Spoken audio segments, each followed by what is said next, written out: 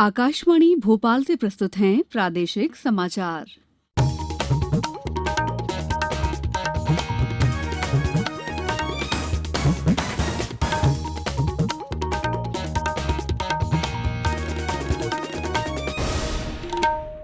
नमस्कार, समाचारों के साथ मैं दीपा सिंह।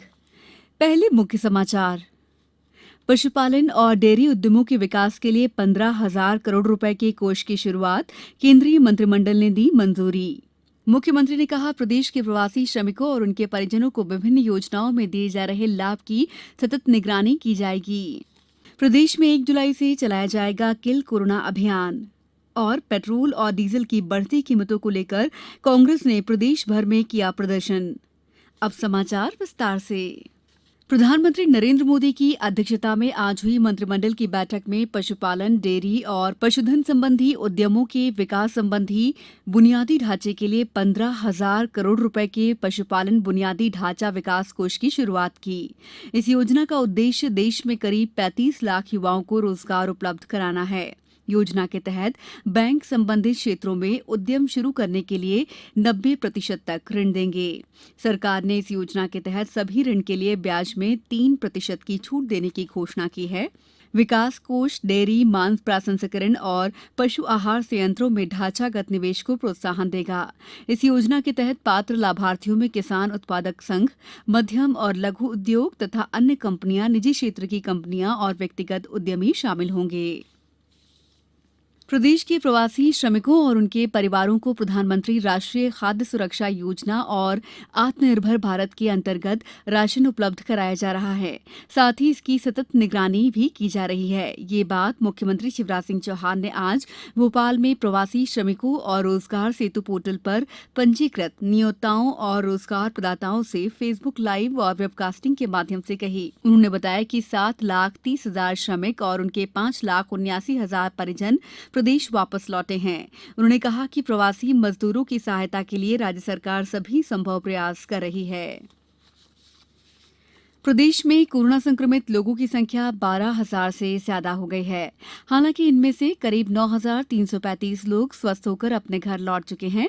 राजधानी भोपाल में 32 नए मरीज मिलने के साथ ही भोपाल में संक्रमितों की संख्या 2,633 हो गई है।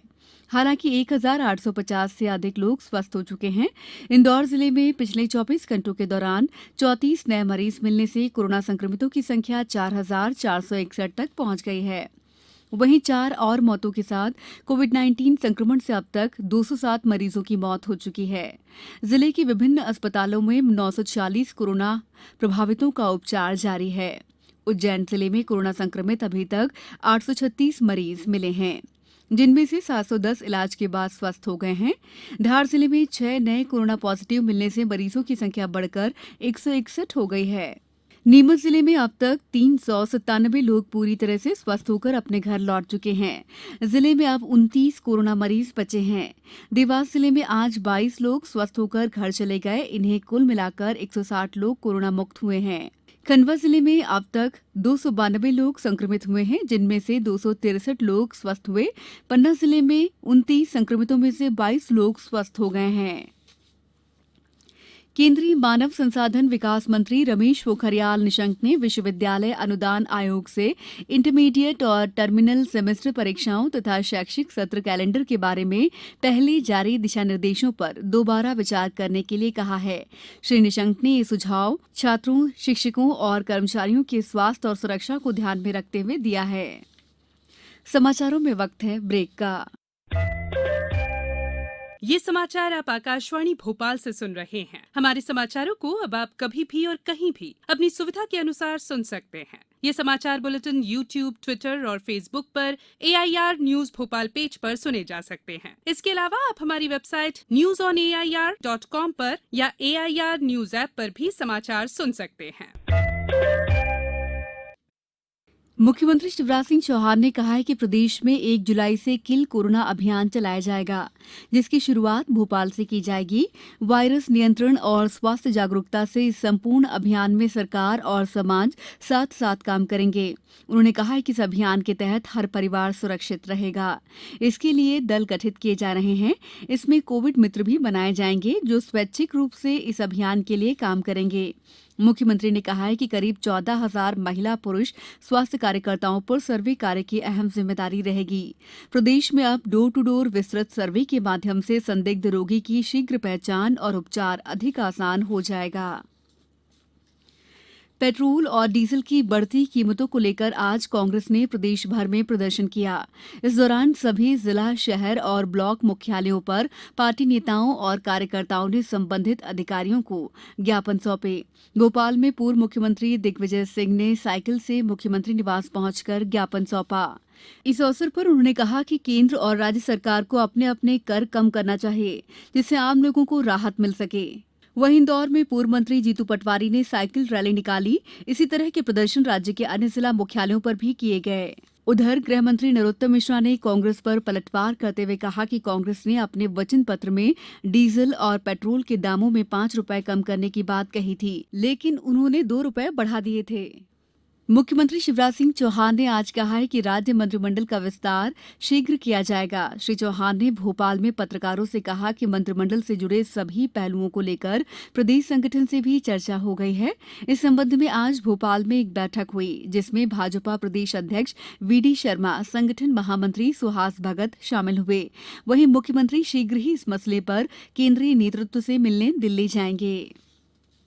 मध्य प्रदेश को ई पंचायत 2020 का प्रथम पुरस्कार मिला है। ये पुरस्कार पंचायतों में सूचना और संचार प्रौद्योगिकी का बेहतर उपयोग और कामकाज में दक्षता सुनिश्चित करने के लिए दिया जाता है। जानकारी के अनुसार प्रदेश की पंचायतों ने योजनाओं के ऑनलाइन क्रियान्वयन और ऑनलाइन आय व्यय के लिए बेहतर तरीके से विभागीय पोर्टलों का उपयोग किया है। गौरतलब है कि केंद्र सरकार प्रतिवर्ष सूचना प्रौद्योगिकी के उपयोग से पंचायतों द्वारा उत्तरदायित्व निर्वहन के लिए 3 श्रेणियों में ये पुरस्कार प्रदान करती है। आज वीरांगना रानी दुर्गावती का बलिदान दिवस है। इस मौके पर उन्हें प्रदेश में भी याद किया गया। इस अवसर पर केंद्रीय पर्यटन राज्य मंत्री प्रहलाद पटेल ने उनकी प्रतिमा पर माल्यार्पण कर उन्हें श्रद्धांजलि देते हुए कहा कि दमोह जिले का ये सौभाग्य है कि वीरांगना दुर्गावती की कर्मस्थली सिंग्रामपुर रही और यही उनकी पहली राजधानी थी। उन्होंने कहा कि कार्य योजना बनाकर सिंग्रामपुर का विकास किया जाएगा। मुख्यमंत्री शिवराज सिंह चौहान ने भी रानी दुर्गावती का स्मरण करते हुए उन्हें नमन किया।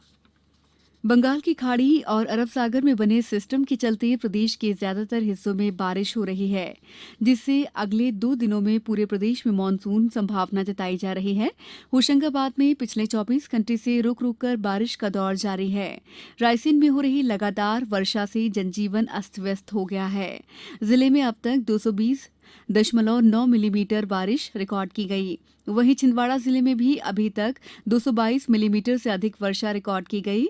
मौसम विभाग ने आज रीवा, सतना, उमरिया, डिंडौरी, कटनी, जबलपुर, नरसिंहपुर सहित 17 जिलों में भारी बारिश का येलो अलर्ट जारी किया है। अब कुछ समाचार संक्षेप में।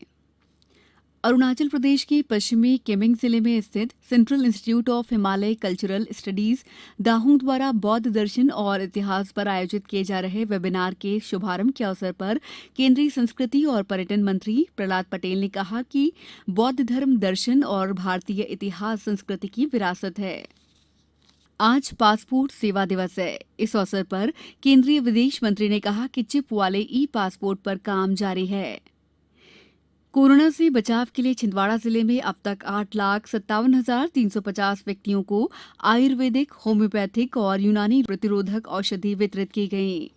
अंत में मुख्य समाचार एक बार फिर। पशुपालन और डेयरी उद्यमों के विकास के लिए 15,000 करोड़ रुपए के कोष की शुरुआत केंद्रीय मंत्रिमंडल ने दी मंजूरी। मुख्यमंत्री ने कहा, प्रदेश के प्रवासी श्रमिकों और उनके परिजनों को विभिन्न योजनाओं में दिए जा रहे लाभ की सतत निगरानी की जाएगी।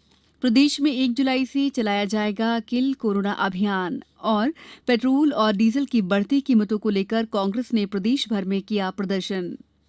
इस बुलेटिन में बस इतना ही। घर में रहिए, सुरक्षित रहिए और सुनते रहिए आकाशवाणी। नमस्कार।